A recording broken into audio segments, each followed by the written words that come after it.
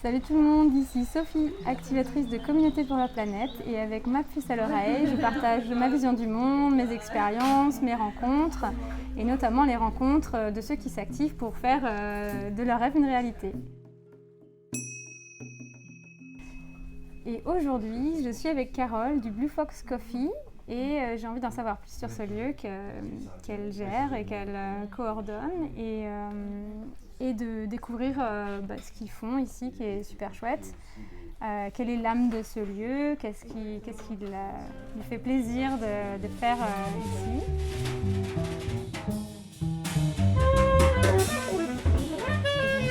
Pour commencer, est-ce que tu peux te présenter et présenter un peu le lieu? Ouais, alors moi je suis coordinatrice chargée de mission culturelle ici au Blue Fox Coffee. Donc le lieu, c'est un café associatif qui est composé de salariés, de bénévoles, d'un conseil d'administration pour prendre les grandes décisions. Et on est un lieu dont les missions sont principalement de créer du lien social entre les gens, de proposer un accès à la culture pour tous. On essaye aussi de rendre les gens acteurs du lieu. Les habitants, on essaye de les impliquer dans la vie du lieu. Alors, quelle action culturelle tu organises ici? Alors par exemple, ce soir, on a la scène ouverte expérimentale, donc c'est plutôt free jazz. On a toujours quasiment été fidèle à cette règle-là, d'inviter des gens qui n'ont jamais joué ensemble, qui se produisent ensemble pour la première fois en public. Mais ça peut être des concerts, des petits concerts d'artistes locaux qui viennent essayer leur première composition. Ça peut être du jazz, ça peut être du rock, ça peut être de l'électro, enfin ça dépend. Enfin, c'est toujours de toute façon des artistes locaux ou en essor. Et après, on a aussi, par exemple, derrière moi, on voit une exposition. Donc, on accueille des expositions d'artistes aussi locaux, qu'ils soient professionnels ou amateurs. On a beaucoup d'ateliers créatifs pour les familles, les enfants, donc de la mosaïque, de la poterie, des ateliers do-it-yourself. On a aussi un atelier théâtre d'impro. Voilà, après... Tout ce qui peut naître, émerger des gens qui viennent ici va vivre. Et tu disais tout à l'heure quand on discutait qu'il y avait un statut un peu particulier qui vous avait été attribué, qui fait que vous êtes un lieu de vie sociale. Est-ce que tu peux en dire plus? Alors c'est un agrément, donc c'est l'agrément espace de vie sociale qui nous est attribué par la CAF. Donc ça nous permet d'obtenir des subventions sur 3 ans. Il faut qu'on renouvelle l'agrément tous les 3 ans. Mais donc les missions principales de cet agrément, nos objectifs, c'est justement de créer du lien social, d'être ouvert à tous, de rendre les habitants acteurs de leur vie et du lieu. Et voilà. Vous avez aussi une dimension sociale pour les plus fragiles. Oui, ça rentre aussi dans nos objectifs principaux, c'est-à-dire qu'on a des subventions, une subvention importante de l'ARS qui nous soutient pour tout ce qui est repérage et orientation des publics fragiles. Puisqu'ici, comme on est un lieu quand même avec une atmosphère très conviviale, chaleureuse, les gens ne sont pas obligés de consommer quand ils viennent ici. Ça permet de créer un lien, ou en tout cas ça permet de libérer un peu la parole de certains qui peuvent être plus gênés, et donc d'identifier des cas de difficultés. Et donc à ce moment-là, on va réorienter vers les structures qui, elles, s'occupent de ces personnes. C'est beau, c'est vraiment prendre soin des gens qui sont là, et j'imagine qu'il y a beaucoup de diversité de personnes, quoi, des gens qui viennent de tout horizon qui se retrouvent ici. C'est ça, c'est exactement ça. Et d'ailleurs, c'est aussi l'objectif premier de notre structure en tant qu'espace de vie sociale, c'est vraiment la mixité des publics. Donc c'est décloisonner une personne qui va être isolée, une personne qui va avoir un handicap ou une personne qui est sans emploi, elle va elle va se mélanger et être en lien de manière naturelle avec des personnes, avec des familles, avec voilà, toute classe sociale se mélange. Et on travaille vraiment pour ça. D'accord. J'ai vu à l'entrée que vous aviez à la fois une bibliothèque, aussi une friperie. Vous avez pas mal de choses déjà dans le lieu. Est-ce que tu peux en dire plus sur ça? Voilà, c'est ça. On a donc la bibliothèque, c'est vraiment du libre service, c'est-à-dire que c'est du prêt de livres, mais sur une base de confiance. On remplit juste une fiche et la personne nous ramène le livre quand elle a fini de le lire. On ne les voit pas d'ici, mais on a aussi des jeux de société qui sont à disposition pour jouer sur place. Ensuite, on a la friperie. Donc, c'est vraiment c'est une action plus de circuit court. Donc, c'est des gens qui viennent nous déposer des vêtements qu'ils n'utilisent plus. Nous, on trie. Tout ce qui est en bon état, on va le revendre au poids. Donc, 1 € les 100 grammes. Et tout ce qui est vêtements enfants, grande taille ou des choses un peu abîmées, on les donne.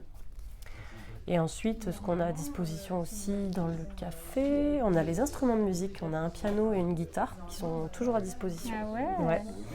Donc ça permet d'avoir des beaux moments improvisés de musique de temps en temps. Et puis, on a aussi les cafés suspendus. Donc ça fait partie des actions qu'on a mis en place justement pour les publics fragiles. Alors ça, c'est une tradition qui vient à la base d'Italie, où les gens prépayaient un café pour la personne qui était en difficulté financière. Et donc nous, on a cette petite tirelire où les gens mettent ce qu'ils veulent. Et ensuite, dès qu'une personne le demande, ou si nous, on l'identifie en ayant un besoin, on lui propose une boisson suspendue, hors alcool bien sûr. Mais voilà. D'accord. Et après, en termes d'action plutôt branchée sur l'écosystème local, au-delà du café, tout à l'heure tu parlais d'organisations avec lesquelles vous travaillez, par rapport au pain qui est livré ici. C'est ça. On a un partenaire local qui vient faire du dépôt de pain. Donc c'est l'association Emmaüs Le Maquis à Montcrabeau, qui est dans la campagne à Genèse.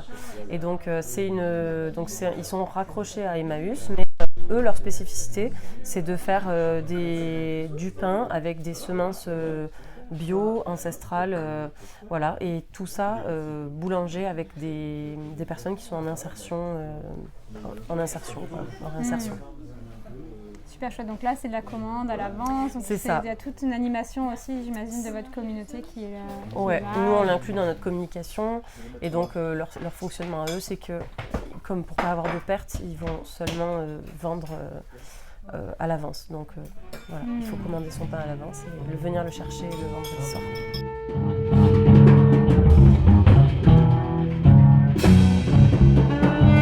Pourquoi est-ce qu'il y a des cerises sur les tables ? Il y a des cerises aujourd'hui sur les tables parce qu'on a une association qui est partenaire, qui est juste dans la même rue que nous, qui récupère tous les invendus de nourriture des fournisseurs et qui les revendent à moins cher. Donc c'est des invendus de date courte.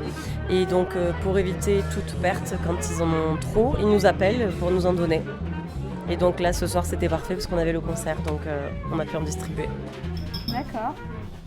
Et alors toi, pourquoi est-ce que tu travailles là ? C'est quoi qui te plaît le plus dans ton action dans ce lieu et qu'est-ce qui te fait vibrer ici ? Alors moi, ce qui me fait vibrer ici, avec mes missions de coordinatrice chargée de mission culturelle, c'est vraiment l'aspect de pouvoir apporter la possibilité d'avoir de la culture vraiment très riche, diversifiée pour tous, et en même temps de saisir les envies de chacun.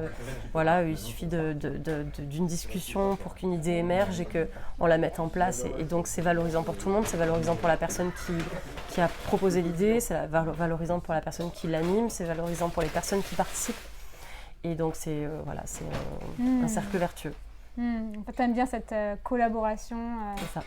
Entre tout le monde et que c'est vraiment participatif, quoi. C'est ça. Il y a un côté un petit peu idéaliste de se dire, voilà, on essaye de faire ressortir le meilleur de chacun. C'est beau. Ouais, merci pour ce petit partage. Et Merci. puis, tout le monde est attentif derrière, tout le monde nous écoute. Si tu veux rajouter quelque chose avant de conclure, est-ce qu'il y a un souhait ou un une grand envie? merci aux bénévoles qui sont là au quotidien avec nous pour nous aider. Vous avez combien de bénévoles? Alors ça dépend vraiment des périodes, mais on a entre 5 et 10 bénévoles. Voilà. Il y en a qui viennent très régulièrement, il y en a qui viennent ponctuellement, et en fonction des envies et des disponibilités de chacun. D'accord. Merci aux bénévoles. Ouais. Merci à toi d'avoir pris ce moment merci à pour toi. partager de manière totalement improvisée Ouais. ces informations sur ce lieu. Et c'est chouette de voir voilà, l'âme, parce que chaque café associatif, chaque lieu culturel que moi j'ai rencontré sur mon chemin, j'ai pas tous pu aller les explorer en détail, mais ils ont tous une âme quoi, qui est différente. Il y a des choses qu'ils font différemment. Et c'est chouette de voir comment ça. ici c'est géré, coordonné, ce qui vit ici, quoi. Donc merci beaucoup. Merci à toi.